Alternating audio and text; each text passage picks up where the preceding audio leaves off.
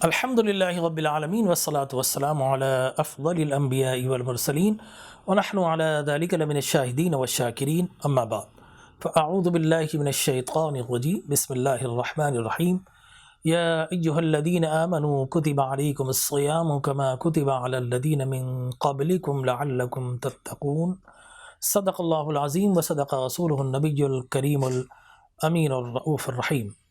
محترم مکرم معظم و محتشم ناظرین کرام، السلام علیکم ورحمۃ اللہ وبرکاتہ۔ اللہ تبارک و تعالیٰ کا بے پایا کرم ہے، احسان ہے، اس کی بندہ پروری ہے کہ ایک مرتبہ پھر اس نے ماہ رمضان کی مقدس بابرکت سعادتیں ہمیں عطا فرمائی، اور یہ وہ مہینہ ہے ناظرین کرام جس میں اللہ تبارک و تعالیٰ کی رحمتیں سیلاب بن کر، ایک سونامی بن کر بندے کو اپنی آغوش میں سمیٹ لیتی ہیں۔ یہ اللہ کے انعام و اکرام چھما چھم جس مہینے میں برستے ہیں اسے ماہ سیام، ماہ رمضان کہا جاتا ہے۔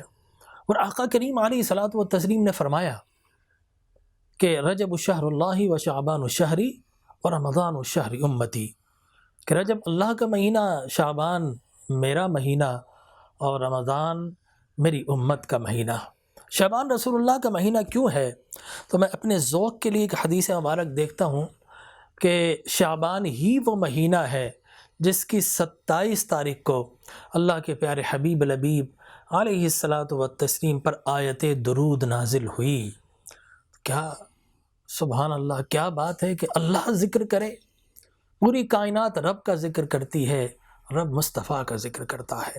تو حضور کا مہینہ، اور فرمایا یہ میری امت کی بخشش و مغفرت کا مہینہ ہے۔ چنانچہ قرآن مجید برہان رشید آیت نمبر 183 میں اللہ تبارک و تعالی نص قرآنی کے ذریعے، clear text of the Quran, Allah describes the immediate and the mandatory order to take the fasting۔ اللہ تبارک و تعالی آرڈر دے رہا ہے، یہ اللہ کا حتمی اور قطعی حکم ہے جو سورہ بقرہ میں اللہ تبارک و تعالی نے ارشاد فرمایا ہے کہ اے ایمان والو، ماہ سیام کے روزے تم پر فرض کیے گئے ہیں۔ اور جب فرضیت رمضان کی بات کرتے ہیں تو اس ضمن میں یہ کہوں گا کہ ماہ رمضان کے روزے ہر مسلم، عاقل، بالغ، مقیم، صحت مند مرد اور عورت پر اللہ تبارک و تعالی نے فرض فرمائے ہیں۔ لہٰذا اگر ہم نماز کی بات کریں تو نماز سفر کے اندر گو کہ عادی ہوتی ہے، لیکن پڑھنا ہے۔ اگر مرض ہے، بیماری ہے، تو آپ کھڑے ہو کر نہیں پڑھ سکتے تو بیٹھ کر پڑھ لیجئے، لیکن بیٹھ کر نہ پڑھ سکیں تو لیٹ کر اشاروں سے پڑھ لیجئے، لیکن نماز لازماً پڑھنی ہے۔ اور روزے میں یہ فرق ہے کہ اللہ تبارک و تعالی نے رخصت عطا فرمائی ہے کہ اگر کوئی بیمار ہے تو ایسی صورت کے اندر وہ روزہ بعد میں قضا کر لے۔ There are two types of the diseases. One is chronic and other is acute.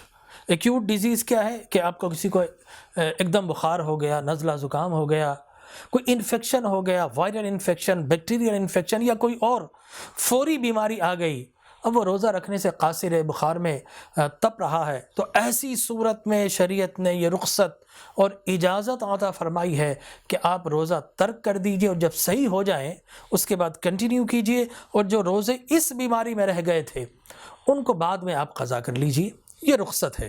اسی طریقے سے دوسری قسم کے بیمار وہ لوگ ہوتے ہیں جو بڑھاپے کی عمر میں پہنچ گئے، اتنی نقاہت طاری ہو جاتی، روزہ نہیں رکھ سکتے۔ کچھ ایسے ہوتے ہیں جن کو کڈنی ڈیزیزز ہے، رینل فیلئر کے پیشنٹس ہیں، یا پھر کچھ ایسے ہیں جو کرونک ہارٹ ڈیزیز میں مبتلا ہیں، یا کوئی بھی ایسی بیماری جو لانگ لاسٹنگ ہے، بہت عرصے تک چلنی ہے، انسان کی لائف کمپرومائز ہو چکی ہے، جس طرح ڈائبٹیز ملائٹس ایک بیماری ہے، شوگر کا مرض ہے۔ ایسی صورتوں میں ڈاکٹر سے ایڈوائس لیجئے۔ اگر ڈاکٹر کہتا ہاں آپ جو ہے وہ فاسٹنگ میں جا سکتے ہیں، روزے میں جا سکتے ہیں، اور ان اوقات میں آپ شوگر کی دوائی لیں، تو ایسی صورت میں آپ روزہ رکھ لیجئے۔ لیکن ڈاکٹر اگر منع کرے تو پھر آپ کو شریعت نے رخصت دی ہے کہ آپ روزہ نہ رکھیں۔ لہٰذا وہ پیشنٹس، وہ بیمار جن کے پاس فوری ریمیڈی کوئی نہیں ہے، لیکن اگر ان کو روزہ رخصت دیتا ہے نہ رکھا جائے، تو اب یہ سوال پیدا ہوتا ہے الٹرنیٹ کیا ہے؟ تو الٹرنیٹ بھی قرآن نے بتایا کہ ایسے لوگ جو کہ مالدار ہیں اور روزے کا فدیہ دے سکتے ہیں تو پھر ہر روزے کا انہیں فدیہ دینا ہے۔ اور ناظرین کرام، اس وقت جو ایک روزے کا فدیہ ہے محتاط انداز کے مطابق وہ 340 سے 350 روپے ہے، لہٰذا وہ کرونک پیشنٹ جو بیماری کی وجہ سے روزہ ہمیشہ کے لیے نہیں رکھ سکتے اور بیماری میں ڈاکٹر نے منع کر دیا ہے، تو وہ کم از کم یہ پیسے کسی بھی یتیم، کسی بھی مسکین کو، غریب کو ضرور دیں گے تاکہ اس کی کفالت کا اہتمام بھی ہو سکے۔ اور اس کے ساتھ ساتھ ایسے لوگ جو بالکل فدیہ بھی نہیں دے سکتے تو پھر لا یکلف اللہ نفسا الا وسعها، جب ان کے پاس مال نہیں تو اللہ کی طرف سے سوال بھی نہیں، اللہ خود تخفیف فرمائے گا۔ لہٰذا یہ ایک روزے کے متعلق بنیادی بات تھی جو میں نے آپ کو عرض کی، مجھے یقین ہے کہ یہ ہمارے ناظرین نے سمجھا ہوگا۔ دعا کیجیے اللہ تبارک و تعالی ہمیں دین کو اپنے تعقل، تفکر، تفہم اور تدبر کے ساتھ سمجھنے اور سمجھ کر عمل کرنے کی توفیق عطا فرمائے، آمین۔ وآخر دعوانا الحمدللہ رب العالمین۔